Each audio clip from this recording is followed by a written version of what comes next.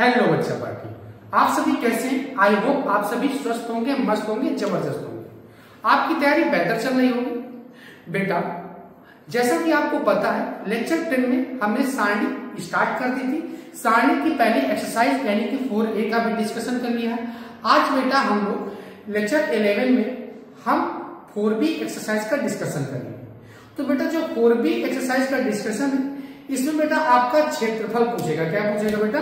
क्षेत्रफल ज्ञात कीजिए, यानी कि त्रिभुज का क्षेत्रफल ज्ञात कीजिए। तो त्रिभुज का क्षेत्रफल ज्ञात करने के लिए जो फार्मूला यूज करेंगे हम लोग, यानी कि त्रिभुज का क्षेत्रफल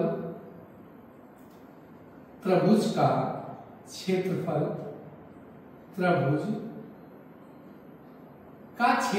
बराबर जो होता है वो होता है बेटा 1/2 x1 x2 x3 y1 y2 y3 1 1 1। ये बेटा सारणी में अगर किसी त्रिभुज सारणी का सवाल है और किसी त्रिभुज का क्षेत्रफल ज्ञात करना है तो क्षेत्रफल होगा अपने पास बेटा 1/2 x1 x2 x3 y1 y2 y3 बेटा 1 1 1। ठीक है, ये किसी भी यानी कि सारणिक है। सारणिक टॉपिक में आप उसे त्रिभुज का क्षेत्रफल बोलेंगे तो उसका ज्ञात करने के लिए आप क्या करेंगे 1/2 x1 x2 x3 y1 y2 y3 1 1 1 1। ठीक, अब बेटा क्या करेंगे, ये तो त्रिभुज का क्षेत्रफल ज्ञात करने का फार्मूला हो गया। अब बेटा अपने पास जो एक्सरसाइज है वो एक्सरसाइज कौन सी है? तो एक्सरसाइज है बेटा 4B एक्सरसाइज है। कौन सी एक्सरसाइज है बेटा? 4B एक्सरसाइज है। अब 4B एक्सरसाइज में हम क्या करेंगे, तो 4B एक्सरसाइज में बेटा फर्स्ट सवाल करते हैं। तो फर्स्ट सवाल अपने पास क्या है, यानी कि फर्स्ट के बेटा 9 पार्ट है। तो फर्स्ट पार्ट करते हैं तो क्या है, त्रिभुज के क्षेत्रफल ज्ञात कीजिए। क्या ज्ञात करना है बेटा? त्रिभुज का क्षेत्रफल ज्ञात करना है। तो 4, 3, 2 -2 और बेटा क्या है माइनस का 3, 16। माइनस का 3 बेटा क्या है 16 है। माइनस का 3 क्या है 16। अब बेटा इसको त्रिभुज का क्षेत्रफल ज्ञात करना है। तो बेटा कामा से पहले x अक्ष में चली गई दूरी होती है और कामा के बाद में y अक्ष में चली गई दूरी होती है। तो यहाँ पे बेटा x1 का मान, x2 का मान और x3 का मान आप निकालें। यहाँ y1 का मान, y2 का मान और y3 का मान यहाँ पे फाइंड आउट कर ले तो आसान रहेगा, यानी कैलकुलेशन में आसान रहेगा। ठीक है बेटा, ये y1 हो गया, ये y2 हो गया, ये क्या हो गया बेटा y3। तो x1 का मान कितना है 4 है, x2 का मान कितना है तो 3 है, x3 का मान कितना तो -3 है, y1 का मान कितना है 4 है, y2 का मान -2 है और y3 का मान कितना है तो y3 का मान है बेटा 16। y3 का मान कितना है 16। अब बेटा त्रिभुज का क्षेत्रफल डेल्टा बराबर में क्या होगा, तो डेल्टा बराबर में होगा 1/2। अभी भी फार्मूला बताया x1 x2 x3 y1 y2 और बेटा y3 1 1 1। तो सबसे पहले बेटा आपको सवाल दिया होगा, सवाल में आप क्या करेंगे x1 x2 y1 y2 y3 की वैल्यू फाइंड आउट कर लेंगे और डेल्टा बराबर फार्मूला लगा देंगे बेटा 1/2 x1 x2 x3 y1 y2 y3 z1 z2 1 1 1। ठीक, अब क्या करेंगे इसको ज्ञात करेंगे। ठीक बेटा, तो 1/2 हो गया। अब यहाँ पे वैल्यू पुटअप करो, तो वैल्यू पुटअप करेंगे तो क्या आएगा, वैल्यू पुटअप करने पे आएगा 1/2। अब वैल्यू पुटअप करो, x1 की वैल्यू कितनी है 4 है, 3 है, माइनस का 3 है। अब बेटा y1 की वैल्यू है 4 है, माइनस का 2 है, 16 है, 1 है 1 है 1 है। अब बेटा r1 के सापेक्ष क्या कर देंगे, तो r1 के सापेक्ष इसको प्रसार कर देंगे। r1 के सापेक्ष प्रसार करने पर अब बेटा जब प्रसार करेंगे तो r1 के सापेक्ष जब प्रसार करेंगे तो 1/2 को बाहर रखेंगे। अब बेटा 3x3 कोटि का अगर अपने पास डिटरमिनेंट्स गिवन है तो उसको सॉल्व करने के लिए क्या करते हैं, तो पहले क्या लिखते हैं बेटा प्लस, यानी कि फर्स्ट पहली रो कटी पहली कॉलम कटी, क्रॉस मल्टीप्लिकेशन होगा -2 एकम 2 और 16 का गुणा 1 में होगा तो -16 होगा, क्योंकि माइनस फार्मूले का होता है बेटा। प्लस माइनस पहली रो कट के दूसरी कॉलम कट के 3 एकम 3 हो गया और 3 एकम 3 हो गया और बेटा माइनस का हो गया प्लस का 3 हो गया बेटा, प्लस 1 हो गया। अब बेटा क्या होगा, पहली रो कटी तीसरी कॉलम कटी, 16 तियां 48 हो गया, 16 तियां 48 हो गया, 3 दूनी 6 हो गया, माइनस प्लस और माइनस फार्मूले का तो फिर माइनस का 6। ठीक बेटा, अब क्या करेंगे इसको कैलकुलेट करते हैं तो 1/2 हो गया यहाँ पे 4 बचा। अब ये माइनस का 16 माइनस का 2 कितना हो गया, तो माइनस में बेटा हो गया 18 हो गया। क्या हो गया बेटा, 18 हो गया। ठीक है, अब यहाँ पे हो गया 4 मल्टीप्लाइड बाई 6, 4 मल्टीप्लाइड बाई 6। और यहाँ पे बेटा क्या हो गया 1 मल्टीप्लाइड बाई 42, 1 मल्टीप्लाइड बाई 42। अब बेटा 18 चौको कितना होता है, तो 18 चौको कितना होता है बेटा अपने पास 72 होता है। 18 चौको कितना होता है बेटा 72 होता है, तो माइनस का 32 आ गया। अब 6 चौको 24, 6 चौको कितना हो गया बेटा 24 हो गया। अब ये 42 हो गया। ठीक बेटा, अब घटा लेते हैं, तो 72 में जब 42 घटाएंगे तो कितना बचेगा, तो 72 और 42 घटाएंगे तो बेटा माइनस में कितना बचेगा, माइनस में 30 और 24। अब इनको जोड़ेंगे तो कितना आ जाएगा बेटा, वो भी माइनस में 54 आ जाएगा। माइनस में क्या आ जाएगा बेटा 54। अब 2 से काट देंगे तो ये कितना आ जाएगा, तो माइनस में कितना आ जाएगा अपने पास, माइनस में आएगा 27। कितना आ जाएगा बेटा, डेल्टा की वैल्यू कितनी आ गई बेटा, डेल्टा की वैल्यू आ गई माइनस का 27। अब ये डेल्टा की वैल्यू आ गई माइनस का 27। अब आपको पता है कि क्षेत्रफल कभी निगेटिव नहीं होता, तो क्षेत्रफल कभी निगेटिव नहीं होता, तो यहाँ पे डेल्टा की वैल्यू आ जाएगी 27 वर्ग इकाई, 27 वर्ग इकाई। तो बेटा क्वेश्चन नंबर फर्स्ट का बेटा पहला जो क्वेश्चन है वो आपको समझ में आ गया होगा। इसमें बेटा आपको कैलकुलेशन करना है, कॉन्सेप्ट बिल्कुल सेम ही है। ठीक बेटा, सेकेंड करते हैं, जैसा कि आपको राइट साइड में क्वेश्चन दिख रहा होगा, सेकेंड पार्ट इसी का करते हैं। तो सेकेंड पार्ट क्या बेटा 1, 0, 1, 0, फिर बेटा क्या है 6, 0, 6, 0, 4, 3, 4, 3। सबसे पहले क्या करेंगे, x1 की वैल्यू फाइंड आउट करेंगे, x2 और x3। ठीक बेटा, x1, x2, x3, y1, y2 और बेटा किसकी वैल्यू फाइंड आउट करेंगे, y3 की वैल्यू फाइंड आउट करेंगे। तो x1 की वैल्यू कितनी है, तो x1 की वैल्यू है बेटा 1 है। x1 की वैल्यू कितनी है, तो x1 की वैल्यू है 1। x2 की वैल्यू कितनी है, तो 6 है। x3 की वैल्यू कितनी है, तो x3 की वैल्यू है 4। बेटा y1 की वैल्यू कितनी 0, y2 की वैल्यू भी 0, y3 की वैल्यू कितनी है 3। अब बेटा डेल्टा वाला फार्मूला वही सेम एज इट होता है, x1, x2, x3, y1, y2, y3, 1, 1, 1। ठीक बेटा, अब x1 की वैल्यू कितनी है, तो x1 की वैल्यू अपने पास है 1, 6, 4, 0, 0, 3, 1, 1, 1। ठीक बेटा, अब क्या करा देंगे, सॉरी यहाँ पे 1/2 भी होता है। ठीक, यहाँ पे 1/2 क्या होता है बेटा 2 भी होता है, तो 1/2 को बाहर रखते हैं। अब यहाँ पे क्या करा देंगे बेटा क्रॉस मल्टीप्लिकेशन, वही मतलब डिटर्मिनेंट सॉल्व करना आता है 3 × 3 कोटि का। तो बेटा पहली रो कटी, पहली कॉलम कटी, इसका मल्टीप्लाई हुआ तो क्या पहले के बाद 1 लिखेंगे, यहाँ पे क्या लिखेंगे बेटा 1। पहली रो कटी, पहली कॉलम कटी, 0 आया, माइनस में 3 आया, माइनस में 0। पहली रो दूसरी कॉलम 6 एकम 6, 4 एकम 4 प्लस 1 आया। पहली रो कटी, तीसरी कॉलम कटी, 36 18 हो गया, माइनस में 0 हो गया, 1/2 हो गया, माइनस का 3 हुआ, माइनस में 0 हो गया, प्लस में 18 हो गया। 18 में बेटा 3 घटाएंगे तो कितना आएगा, 18 में 3 घटाएंगे तो 15 आएगा, तो 15/2 कितना हो गया 2 हो गया, 15/2 कितना हो गया 2 हो गया। ये डेल्टा की वैल्यू आ गई वर्ग इकाई हो गया। क्या हो गया बेटा वर्ग इकाई, यानी कि 15/2 वर्ग इकाई आंसर आ गया। कितना आ गया बेटा 15/2 वर्ग इकाई। अब बेटा जैसा कि आपको थर्ड नंबर क्वेश्चन, तो थर्ड नंबर क्वेश्चन क्या है, तो थर्ड नंबर क्वेश्चन है अपने पास 5, 7 माइनस का 2, 1 और बेटा 0, क्या है, तो 0, 8 है। 0, क्या है बेटा 8 है। 5, 7 माइनस 2, 1 0, 8 है। ये बेटा सवाल है। अब ये 9 टाइप है, मतलब फर्स्ट, सेकंड और थर्ड, ऐसे बेटा 9 सवाल है, जैसा कि आपको राइट साइड में दिख रहा होगा। तो बेटा आप इनको बताने में टाइम केवल वेस्ट होगा। कॉन्सेप्ट तो आपको समझ में आ गया। डेल्टा बराबर फार्मूला होता है 1/2 x1, x2, x3, y1, y2, y3, 1, 1, 1। ठीक बेटा, और x1, x2 कामा से पहले वाले होता है, y1, y2, y3 कामा के बाद वाले होते हैं। ठीक है, वैल्यू पुट अप करेंगे, सॉल्व करेंगे। तो ये बेटा अब आपको सॉल्व करना है। ठीक है, अब क्वेश्चन नंबर क्या करते हैं, तो क्वेश्चन नंबर सेकंड का पहला करते हैं। तो सेकंड का पहले में क्या कह रहे हैं, एक पहले तो बोलते हैं यदि निम्नलिखित बिंदु संरेख है। निम्नलिखित बिंदु क्या है बेटा संरेख है। तो 8 - 1 पहले सवाल लिखते हैं। ठीक है बेटा, 8 कामा माइनस का 1, 8 कामा माइनस का 1, 4 कामा 7, 4 कामा 7 और बेटा 6 कामा में क्या है 3, 6 कामा में क्या है बेटा 3। अब इसको इससे क्या निकालना है आपको, x1 की वैल्यू निकालनी, x1 x2 x3 y1 y2 और बेटा y3 निकालना है, ठीक है।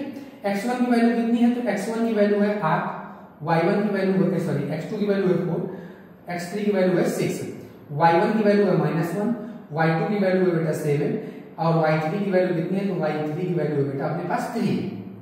अब यहाँ पे डेल्टा बराबर फार्मूला क्या होता है, सबसे पहले बोल रहे हैं आपसे कि तो त्रिभुज का क्षेत्रफल शून्य है, तो त्रिभुज का कैसा है, ये बिंदु संरेख है, तो त्रिभुज का क्षेत्र सबसे पहले आपको डेल्टा बराबर सॉल्व करना, जैसे सॉल्व करते हैं डेल्टा का मान अगर 0 आ जाएगा तो त्रिभुज का क्षेत्रफल क्या हो जाएगा, तो त्रिभुज का क्षेत्रफल हो जाएगा बेटा शून्य। तो फार्मूला क्या होता है, x1 x2 x3 y1 y2 y3 1 1 1 होता है बेटा। अब यहाँ पे वैल्यू पुटअप कर दो, अब यहाँ पे वैल्यू जब पुटअप करेंगे तो देखते हैं वैल्यू पुटअप करने के बाद, ठीक है।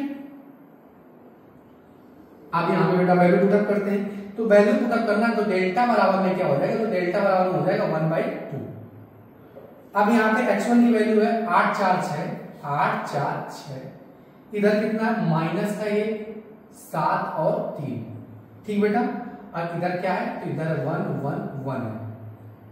अब बेटा क्या हो जाएगा 1/2 हो जाएगा, 8 को बाहर रखेंगे, 8 को कहां रखेंगे बेटा, बाहर रखेंगे, 8 को कहां रखेंगे बेटा, बाहर रखेंगे, पहली रो कटी पहली कॉलम 7 एकम 7 माइनस का 3 एकम 3, माइनस क्या हो गया बेटा प्लस हो गया, पहली रो कट गई दूसरी कॉलम कटे 4 एकम 4 और 6 एकम क्या हो गया बेटा 6 हो गया, प्लस का 1 हो गया, पहली रो कटी तीसरी कॉलम कटी 4 3 12 हो गया और 7 6 कितना हो गया बेटा 42 हो गया, ठीक है। अब यहाँ कितना बचा, तो यहाँ 1/2, यहाँ पे 8 7 में 3 गए कितना बचेगा बेटा 4 बचेगा, 7 में 3 गए कितना बचेगा बेटा 4 बचेगा, ठीक है। प्लस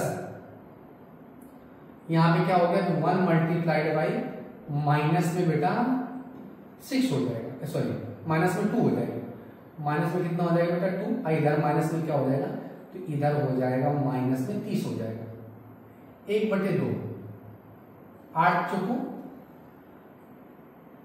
32, 8 चौको बेटा 32 और ये 30 और 2 कितना हो जाएगा, माइनस माइनस नहीं जुड़ता तो 32 होगा, 32 से 32 कैंसिल आउट हो जाएगा, तो 1/2 मल्टीप्लाइड बाई 0, तो कितना आ गया बेटा 0 आ गया, तो डेल्टा की वैल्यू क्या आ गई बेटा 0 आ गई। तो अगर ये बिंदु संरेख है तो डेल्टा का मान क्या होगा, डेल्टा का मान 0 होगा, यानी कि क्षेत्रफल क्या होगा बेटा 0 होगा। ये फर्स्ट पार्ट था, यही बोल रहे थे कि निम्नलिखित बिंदु संरेख है तो त्रिभुज का क्षेत्रफल क्या होगा, तो त्रिभुज का क्षेत्रफल बेटा 0 होगा, यही बेटा बोल रहे थे। अब बेटा इसी का क्वेश्चन सेकंड पार्ट है, तो इसका सेकंड पार्ट में क्या कह रहे हैं आपसे, जैसे कि राइट साइड में आपको क्वेश्चन दिख रहा होगा a comma b, a dash comma b dash, ये तो है तो सिद्ध कीजिए, यदि संरेख ही है बेटा बिंदु, तो यहां पे लिखेंगे a comma b, a dash comma b dash, फिर बेटा क्या है, एक है बिंदु a माइनस में a dash comma b minus में b डैश है, ये अपना सवाल है। अब इसमें तीनों बिंदु कैसे है बेटा, संरेख है, तो यहां पे लिखेंगे चूंकि बिंदु संरेख है, चूंकि बिंदु संरेख है, तो संरेख में बेटा क्या होता है, तो संरेख की कंडीशन होती है, संरेख है चूंकि बिंदु संरेख है, संरेख का मतलब होता है एक ही रेखा में। देखो बेटा अगर ये तीन बिंदु किसी त्रिभुज का निर्माण करते हैं और तीनों एक ही रेखा में होंगे तो यहाँ पे तो त्रिभुज का निर्माण होगा नहीं, तो त्रिभुज का क्षेत्रफल कितना होगा, तो त्रिभुज का क्षेत्रफल क्या होगा बेटा 0 होगा, त्रिभुज का क्षेत्रफल कितना होगा बेटा 0 होगा। तो इसको इरेज कर देते हैं, तो त्रिभुज का क्षेत्रफल अगर तीन बिंदु संरेख है तो बेटा हम कह सकते हैं कि डेल्टा का मान जो होगा यहाँ पे वो कितना होगा, तो डेल्टा का मान कितना होगा बेटा 0 होगा, बिंदु संरेख है। अब बेटा डेल्टा की वैल्यू क्या होती है, तो अब 1/2 तो लिखने की कोई यहाँ पे आवश्यकता नहीं, क्यों, क्योंकि बेटा गुणा में तो कहां चला जाएगा, भाग में चला जाएगा, तो ये क्या हो गया x1 x2 x3 y1 y2 y3 1 1 1 बराबर में क्या होगा बेटा 0 हो गया। अब x1 की वैल्यू देख के बता दो, तो x1 की वैल्यू a है, a डैश है, a माइनस में a डैश है, ठीक। अब क्या होगा, इधर क्या है तो इधर है B dash, sorry B dash, B minus में बी डैश, 1 1 1 बराबर में क्या है बेटा 0, बराबर में क्या है बेटा 0। अब क्या करते हैं, थोड़ा सा एक ऑपरेशन कर लेते हैं। क्या ऑपरेशन कर लेते हैं, ठीक है बेटा, ऑपरेशन करते हैं, ये माइनस हो जाएगा प्लस हो जाएगा, ऐसा करते हैं, ये R3 है ना, ये R3 है, R3 में क्या करते हैं, तो R3 में प्लस R2 कर देते हैं, प्लस क्या कर देते हैं बेटा R2 कर देते हैं, तो यहाँ क्या हो जाएगा a डैश हो जाएगा। अब यहाँ पे a डैश खत्म, तो a बचा, यहाँ b है, यहाँ b डैश है, यहाँ केवल b बचेगा क्योंकि b डैश से बेटा जुड़ गया तो खत्म। और ये 1 है, ये 1 है, और ये 1 1 क्या हो जाएगा 2 हो जाएगा। अब बेटा क्या करेंगे, R1 के सापेक्ष आप प्रसार कर देंगे, R1 के सापेक्ष क्या कर देंगे, R1 के सापेक्ष प्रसार करने पर, अब बेटा प्रसार कर दो। R1 के जब सापेक्ष प्रसार करेंगे तो a को बाहर रखेंगे, क्रॉस मल्टीप्लिकेशन होगा, पहली रो पहले कॉलम कैंसिल आउट हो गए, तो 2b डैश हो गया, 2b डैश हो गया, और इधर माइनस में क्या हो गया b, प्लस माइनस। अब बेटा क्या हो गया, यहाँ पे पहली रो कटी, दूसरी कॉलम कटी, तो यहाँ पे क्या हो जाएगा 2a डैश हो जाएगा, 2a डैश हो गया, और माइनस में क्या हो गया बेटा a हो गया, प्लस पहली रो करके तीसरी कॉलम कर दी। अब यहाँ पे पहले 1 लिखेंगे बेटा, ठीक है। अब पहली रो कटी, तीसरी कॉलम कटी, तो क्या बचा यहाँ पे a डैश b बचा, और यहाँ पे क्या बचा माइनस में a b डैश, बराबर बेटा अपने पास क्या चल रहा था 0 चल रहा था। अब यहाँ पे a का गुणा होगा तो क्या हो जाएगा 2a b डैश हो जाएगा, और माइनस में a b हो जाएगा, यहाँ पे हो जाएगा 2a डैश b हो जाएगा, और माइनस में a b हो जाएगा, माइनस प्लस का a b हो जाएगा, ठीक बेटा। और इधर क्या हो जाएगा a डैश b हो जाएगा, और माइनस में a b डैश हो जाएगा, बराबर में क्या हो गया बेटा 0 हो गया, a b से a b कैंसिल आउट हो गया। अब यहाँ ध्यान सुनिए 2a b डैश है, 2a b डैश है, और कहीं 2a b डैश है क्या, नहीं, ये देखो ये 2a b डैश है, और ये बेटा a b डैश है, तो बढ़ जाएगा तो क्या बचेगा a b डैश बचेगा, क्या बचेगा बेटा a b डैश बचेगा। यहाँ पे माइनस का 2a डैश b है, और यहाँ पे a डैश b है, तो घटेगा तो बेटा क्या बचेगा माइनस में a डैश b बचेगा, बराबर में क्या हो जाएगा बेटा 0, ये माइनस का उधर जाएगा तो क्या हो जाएगा बेटा प्लस का हो जाएगा, a डैश b हो जाएगा, a डैश b हो जाएगा। तो बेटा हमें हाँ यही सिद्ध करना था, बेटा क्या लिख देंगे यहाँ पे नीचे, हेंस प्रूव्ड लिख देंगे, क्या लिख देंगे बेटा हेंस प्रूव्ड लिख देंगे, हेंस प्रूव्ड। आई होप आप लोगों को ये क्वेश्चन बहुत अच्छे समझ में आ रहे होंगे बेटा, केवल कैलकुलेशन है, कॉन्सेप्ट एक ही है इसमें, और कॉन्सेप्ट ज्यादा है नहीं, ठीक बेटा। अब क्या करते हैं, अब क्वेश्चन नंबर कौन सा करते हैं, तो क्वेश्चन नंबर, ये तो बेटा सेकेंड के दोनों पार्ट हो गए, अब क्वेश्चन नंबर थर्ड करते हैं। क्वेश्चन नंबर क्या करते हैं बेटा थर्ड करते हैं, तो थर्ड क्वेश्चन नंबर क्या है, थर्ड क्वेश्चन नंबर में आपसे बोले हैं दर्शाइए कि बिंदु इतने इतने संरेख है, ये आपको दर्शाना है। तो सबसे पहले बिंदु आप लिख लेते हैं a कामा b प्लस सी, पहला बिंदु b क्या है बेटा, तो b है, जैसा कि आपको राइट साइड में क्वेश्चन दिख रहा होगा, b क्या है बेटा, b अब b है और c प्लस में a है,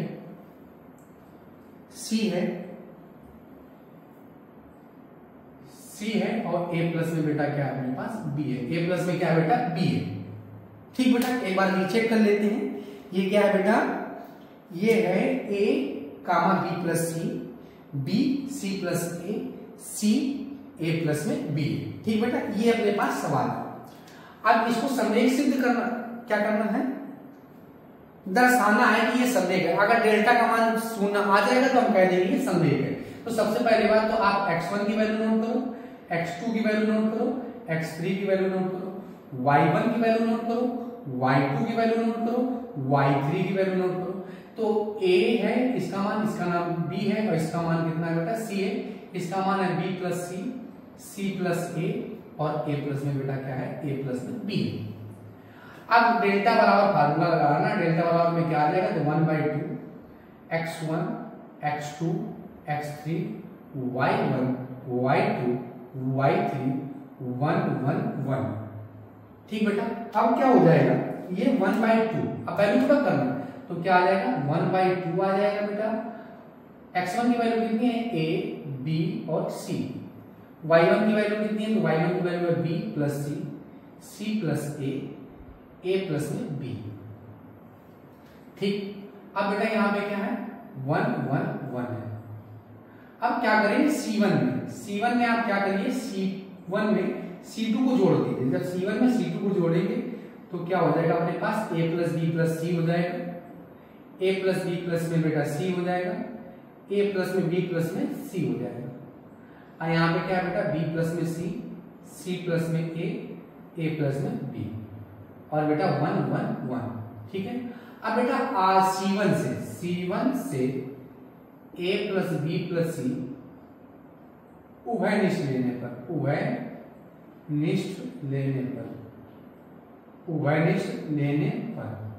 अब बेटा C1 से क्या ले लेंगे, C1 से a प्लस बी प्लस सी उभयनिष्ठ लेने पर। अब ले लेते हैं उभयनिष्ठ। जब उभयनिष्ठ लेंगे तो उभयनिष्ठ का मतलब होता है कॉमन करना, तो a प्लस बी प्लस में सी का आ जाएगा बेटा बाहर आ जाएगा। यहाँ पे क्या बचेगा, तो यहाँ बचेगा 1 1 1 b प्लस में c प्लस में a प्लस में b 1 1 1। बेटा एक इसमें एक आइडेंटिटीज होती थी, गुण होते थे, पहले एक एक्सरसाइज हुआ करती थी, जैसा कि हमने 4b ये 4c एक्सरसाइज हुआ करती थी पहले।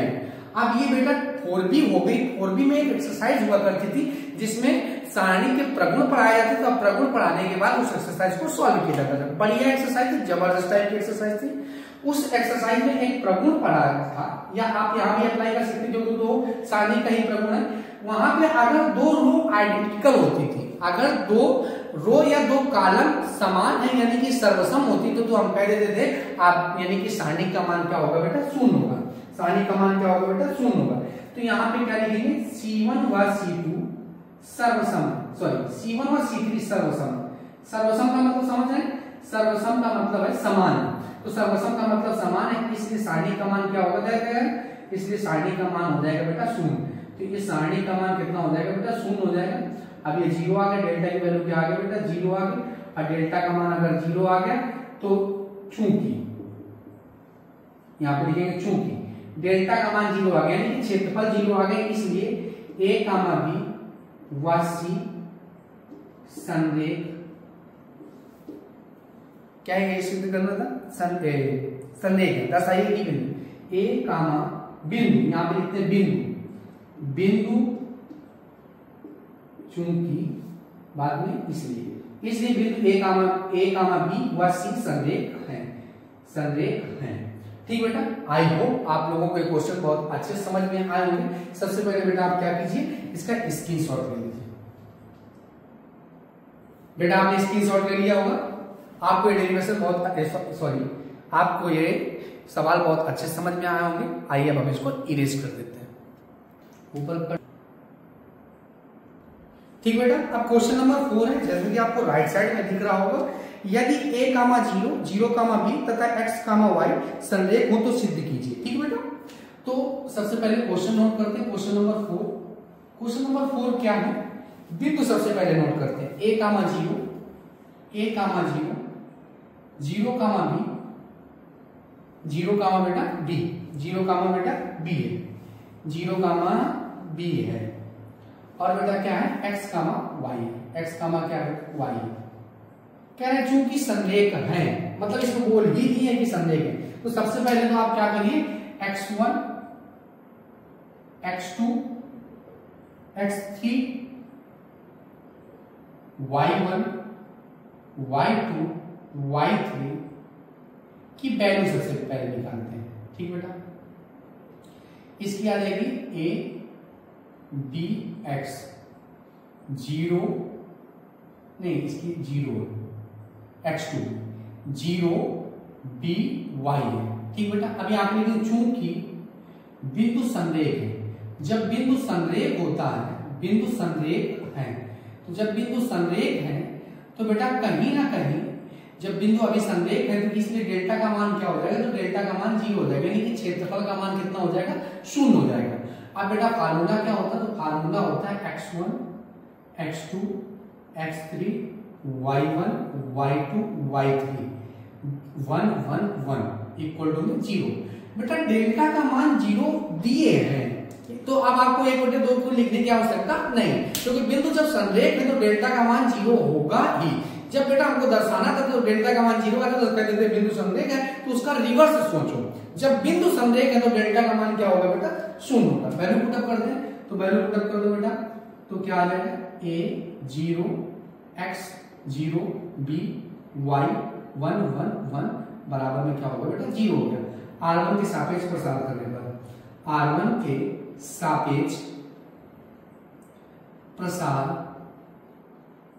करने पर, r1 के सापेक्ष प्रसार करने पर, तो r1 के जब सापेक्ष प्रसार करेंगे तो क्या आ जाएगा, तो r1 के सापेक्ष प्रसार करने पे अपने पास क्या आ जाएगा a 0 x 0 b y 1 1। अब क्या आ जाएगा, यहाँ पे a लिखेंगे, क्रॉस मल्टीप्लिकेशन होगा, पहले रो कट गई पहले कॉलम कट गई, यहाँ पे b माइनस में क्या हो गया y हो गया, माइनस में 0, पहली रो कटी दूसरी कॉलम कटी, एक का मल्टीप्लाई 0 में 0 हुआ, माइनस में x हुआ प्लस 1, पहली रो कटी तीसरी कॉलम कटी, y का मल्टीप्लाई 0 में 0 हो गया, और ये माइनस में क्या हो गया x b बराबर में क्या होगा बेटा 0 हो गया।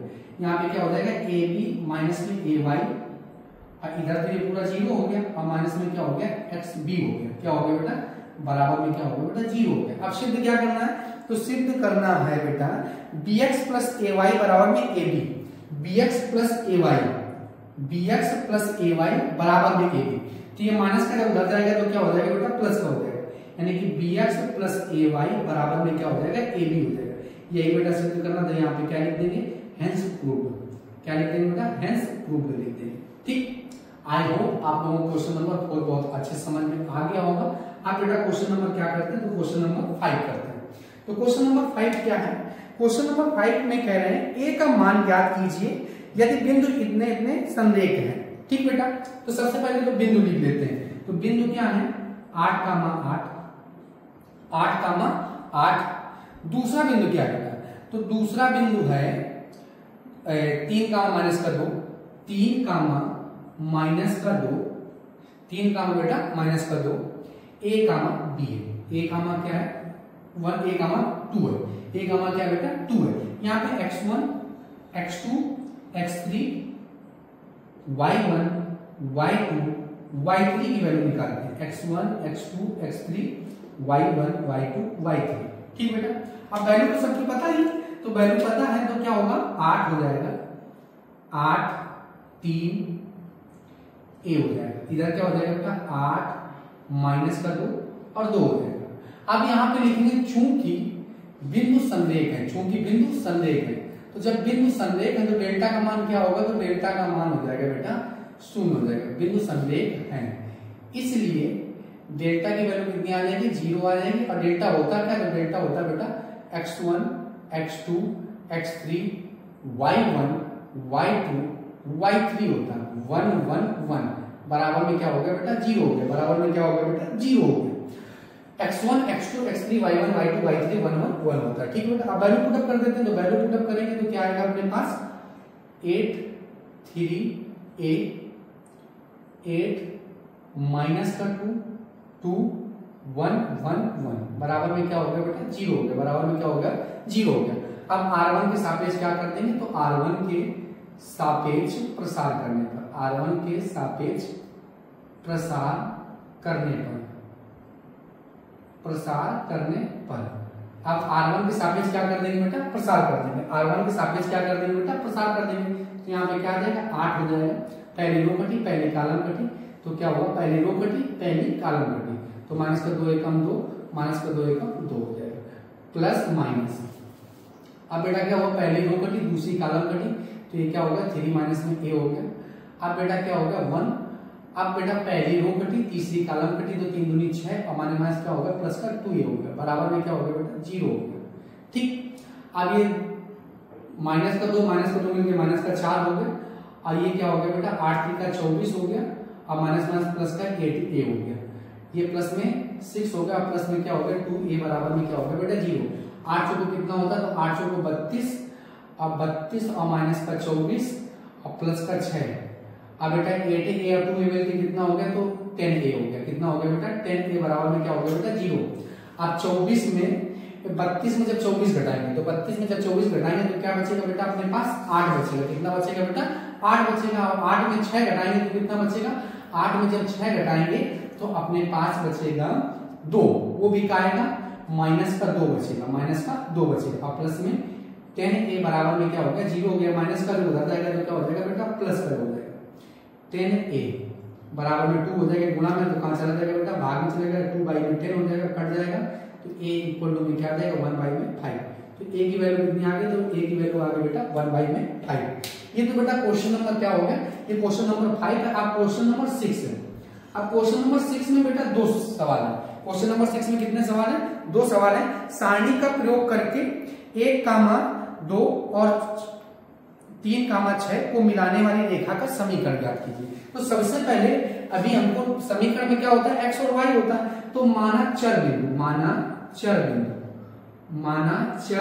चर बिंदु को हम मान लेंगे, एज्यूम कर लेंगे क्या x, y।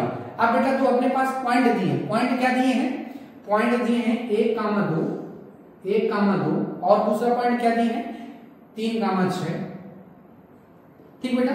अब तीसरा पॉइंट ये हो जाएगा x, में y, x, में क्या हो जाएगा बेटा y हो जाएगा। तो अब 3 बिंदु हो गए। अब वही वाला फार्मूला लगा देंगे, यानी कौन सा वाला बताओ संरेख वाला, क्योंकि ये बोल रहे हैं सारणी का प्रयोग करके को मिलाने वाली रेखा। अब बेटा ध्यान समझेंगे, अब एक बिंदु ये a 1, 2 और दूसरा बिंदु है ये 3, 6 और मिलाने वाली रेखा, तो अगला बिंदु मिलाने वाली रेखा ये सी होगा।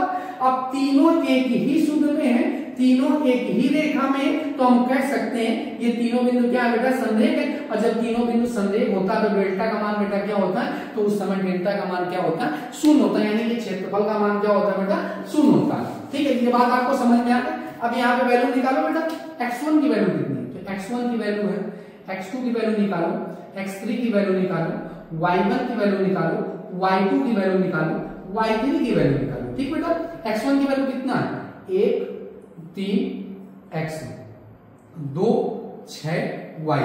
ठीक बेटा। अब यहां पे लिखेंगे क्या लिखेंगे बेटा, अब माना चर बिंदु। अब बेटा क्या हमें ज्ञात करना है, सारणी का प्रयोग करके मिलाने वाली रेखा का समीकरण।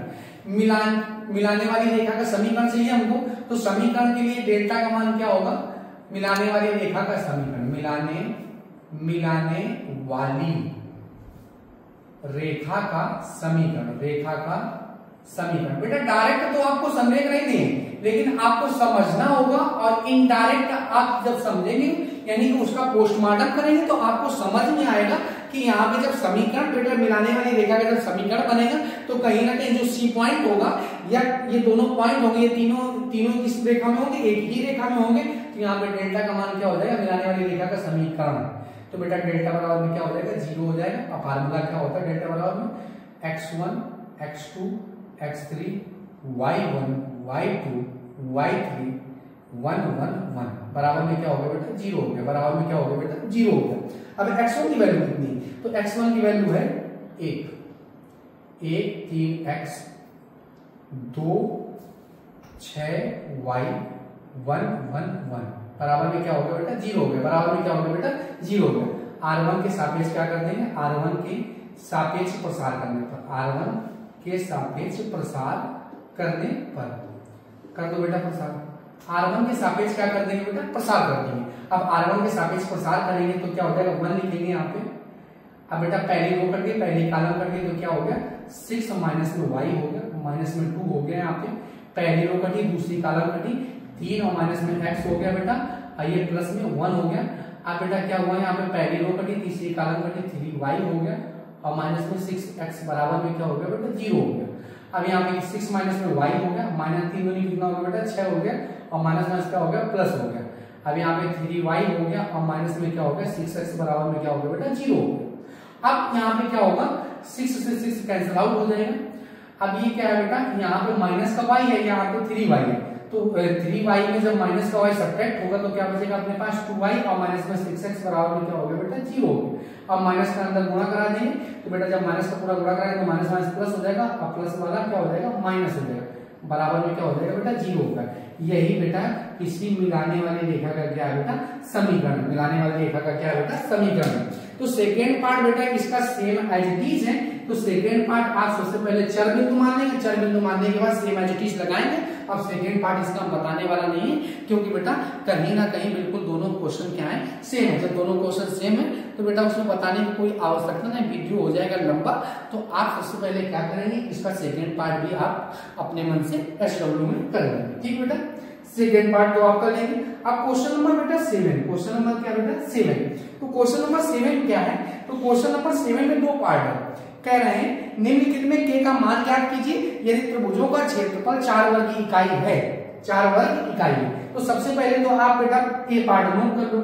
इसमें भी एक ही बताएंगे बेटा आपको कि यानी कि k कामा 0। दूसरा पॉइंट क्या है, दूसरा है 4 कामा 0।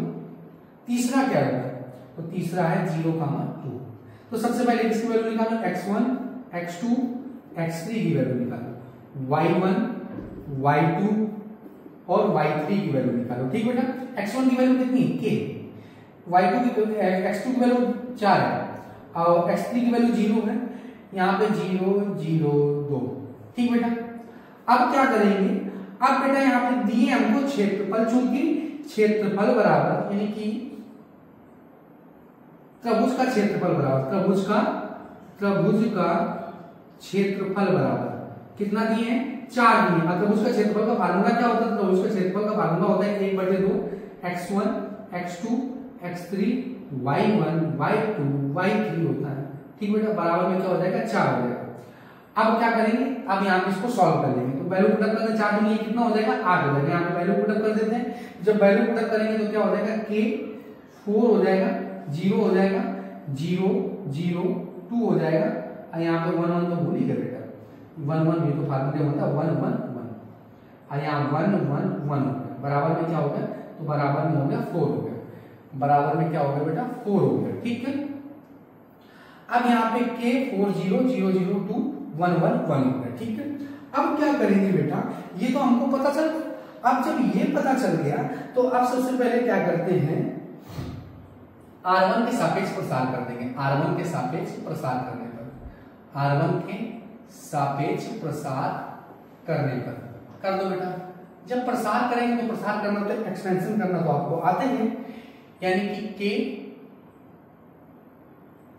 ठीक बेटा, पहली रो कटी पहली कॉलम कटी, 0 को मल्टीप्लाई 1 में हुआ तो 0 आया और माइनस में 2 आया, प्लस माइनस माइनस का 0 हो गया। पहली रो कट गई, दूसरी कॉलम कट गई, 4 एकम 4 4 एकम 4 और माइनस में क्या हो गया, 0 हो गया, प्लस पहली रो कट गई, दूसरी कॉलम कट गई, तो 4 दूनी क्या हो गया बेटा, 4 दूनी हो गया 8। 4 दूनी कितना हो गया बेटा, 8 हो गया। 4 दूनी कितना हो गया, 8 हो गया और माइनस में क्या हो गया बेटा, 0। बराबर में क्या दिए, गिवन है 8 गिवन है। ठीक बेटा, 4 दूनी कितना हो गया, हाँ 4 दूनी कितना हो गया बेटा, 8 हो गया। ठीक, अब यहाँ पे क्या बचा, माइनस में 2k बचा, इधर क्या बचा, माइनस, ये तो पूरा 0 हो गया, और इधर क्या बचा, 8 बचा, और इधर बराबर में 8 बचा। ठीक बेटा, 1 मिनट, हाँ सही है, 8 से 8 कैंसिल आउट हो गया, माइनस में 2k बराबर में क्या हो गया, 0। तो k की वैल्यू कितनी आ गई, तो k की वैल्यू कितनी आ गई बेटा, 0 आ गई। k की वैल्यू कितनी आ गई, 0 आ गई। तो बेटा क्वेश्चन नंबर 7 में बेटा आपके पास 2 पार्ट है, सब प्रत्येक का 4 वर्ग इकाई क्षेत्रफल, 4 वर्ग इकाई जब क्षेत्रफल, तो वैल्यू पुटअप करेंगे, सेम टू सेम सॉल्व करेंगे, आपका आ जाएगा। तो सेकंड पार्ट भी इसका बी पार्ट भी आपको करना है। ठीक बेटा, अब लास्ट क्वेश्चन इस एक्सरसाइज का करते हैं। एक्सरसाइज के इस एक्सरसाइज का लास्ट क्वेश्चन क्या है, उस चतुर्भुज का क्षेत्रफल ज्ञात कीजिए जिसके शीर्ष बेटा क्या है, आपको शीर्ष दिए हैं। ठीक, उस चतुर्भुज का क्षेत्रफल ज्ञात कीजिए, उस चतुर्भुज का क्षेत्रफल ज्ञात कीजिए। तो उस चतुर्भुज का हमें क्या ज्ञात करना है बेटा, क्षेत्रफल ज्ञात करना है। ठीक है, चलो ध्यान समझते हैं। ये नामकरण कर देते हैं, ये A है, ये B है, ये C है और ये क्या है बेटा, D है। अब ये चतुर्भुज का क्षेत्रफल ज्ञात करना है। तो पहले के पॉइंट क्या है, तो पहले के पॉइंट है 8 कामा माइनस 3, 8 कामा माइनस में बेटा 3। दूसरा पॉइंट क्या है, माइनस का 2 कामा 5, माइनस का 2 कामा बेटा 5 है। तीसरा पॉइंट क्या है, तो तीसरा पॉइंट है 4,3, 4,3 है बेटा, ठीक है, 4,3 है। फिर तीसरा क्या है, तो चौथा है 1,5, 1, क्या बेटा 5, ठीक। अब इसमें डायगोनल्स डाले दे रहे हैं, क्या डाले दे रहे हैं बेटा, डायगोनल्स डाले दे रहे हैं। अब एक तो क्षेत्रफल इसका निकालेंगे और एक क्षेत्रफल इसका निकालेंगे। दो त्रिभुज बनना है, दोनों त्रिभुजों का क्षेत्रफल निकालना तो आते ही, किसी भी त्रिभुज का क्षेत्रफल निकालना तो डेल्टा वाला फार्मूला हमने क्या बताया था, तो डेल्टा बराबर फार्मूला आपको पता होना चाहिए। डेल्टा बराबर फार्मूला क्या होता है, 1/2 x1 x2 x3 y1 y2 y3 1 1 1 होता है। बराबर में कितना हो गया बेटा 4 हो गया, बराबर में क्या हो गया बेटा 4 हो गया। अब ये 8,-3 है। अब दो डायगोनल मतलब एक डायगोनल बीच में डालते हैं तो दो त्रिभुज बन गए। अब दो त्रिभुजों का क्षेत्रफल निकालते हैं तो सबसे पहले किसका निकालते हैं, त्रिभुज एबीसी का क्षेत्रफल, एबीसी का क्षेत्रफल निकालो बेटा। क्या आ जाएगा 1/2 x1 x2 x3 y1 y2 y3 1 1 1, ठीक बेटा निकालो। निकालेंगे तो क्या आएगा, अब यहाँ पे पुटअप करते हैं, वैल्यू सबसे पहले पुटअप करते हैं 1/2। x1 की वैल्यू कितनी है, तो x1 की वैल्यू 8, y2 की वैल्यू x2 की वैल्यू माइनस कर दो और ये 4 हो गया, ठीक बेटा। इधर क्या होगा -3 हो गया, इधर क्या हो गया 5 हो गया और इधर क्या हो गया बेटा 3 हो गया, ठीक 1 1 1। R1 के सापेक्ष प्रसार कर देंगे, 1/2 को बाहर रखेंगे। यहाँ पे क्या बचेगा, पहली रो कटी, यहाँ पे पहले लिखेंगे r, पहली रो कटी पहली कॉलम कटी, 5 एकम 5 3 एकम 3, माइनस माइनस क्या हो गया बेटा प्लस हो गया, माइनस माइनस क्या हो गया बेटा प्लस हो गया। अब यहाँ पे क्या होगा, पहली रो कटी दूसरी कॉलम कटी, 2 एकम 2 4 एकम क्या हो गया बेटा 4 हो गया, प्लस 1 हो गया। पहली रो कटी दूसरी कॉलम कटी, 3 दूनी कितना हो गया बेटा 6 हो गया और 4 पंचे कितना हो गया, तो 4 पंचे हो गया 20 हो गया। बराबर में क्या हो गया बेटा, बराबर में 0 हो गया। तो इधर क्या हो गया, यहाँ पे एक मिनट, बराबर में 0 थोड़ी ना, बराबर तो यहाँ चल रहा, बराबर में 1/2। अब यहाँ ध्यान समझेंगे, यहाँ 5 में 3 घटाओ कितना हो जाएगा 2, 5 में 3 घटाएंगे कितना बचेगा 2 और 8 में कितना हो जाएगा 16 हो जाएगा। 4 और 2 6 और 36 कितना हो जाएगा बेटा माइनस में 18 हो जाएगा। 6 और 20 कितना हो जाएगा, तो 6 20 कितना हो जाएगा बेटा 26 हो जाएगा, ठीक है 1/2 हो जाएगा। अब ये 18 है, अब 18 में कितना घटा देंगे, तो आप 18 में कितना घटा दें 16 घटा दें, 18 में कितना घटा दें 16 घटा दें, माइनस में 2 बचेगा और 26 और 2 कितना हो जाएगा, तो हो जाएगा अपने पास माइनस में 28, माइनस में 28 हो जाएगा, ठीक बेटा। अब काट दो तो माइनस में कितना बचेगा, तो माइनस में 14 बचेगा, 14 वर्ग इकाई, ठीक बेटा। अभी ना लिखूं वर्ग इकाई है, तो अभी जोड़ेंगे ना, त्रिभुज एबीसी का क्षेत्रफल, त्रिभुज एबीसी का क्षेत्रफल, त्रिभुज एबीसी का क्षेत्रफल बराबर -14, ठीक बेटा। अब क्या निकालते हैं, तो अब हम निकाल लेते हैं त्रिभुज CDA का क्षेत्रफल, त्रिभुज CDA का क्षेत्रफल निकाल लेते हैं। त्रिभुज CDA का क्षेत्रफल निकालते हैं तो ये भी क्या आएगा बेटा 1/2 x1 x2 x3 y1 y2 y3 होगा, ठीक बेटा 1 1 1 1 1 1 होगा। अब क्या करते हैं 1/2 तो आ गया, अब 1/2 बाहर रखते हैं, अब वैल्यू पुट अप करते हैं। x1 की वैल्यू कितनी है, अब यहाँ पे देखो x1 की वैल्यू है 4, x2 की वैल्यू कितनी है 1 है, x3 की वैल्यू कितनी है, x3 की वैल्यू है 8, y1 की वैल्यू कितनी है 3, y2 की वैल्यू कितनी है 5, y3 की वैल्यू कितनी है -3 1 1 1। अब R1 के सापेक्ष बेटा प्रसार कर देंगे, 1/2 को बाहर रखेंगे बेटा, 4 बचेगा यहाँ पे, पहली रो कटी पहली कॉलम कटी, 5 एकम कितना हो गया बेटा 5 हो गया, 3 एकम 3 हो गया और माइनस प्लस हो गया, माइनस का 3 हो गया।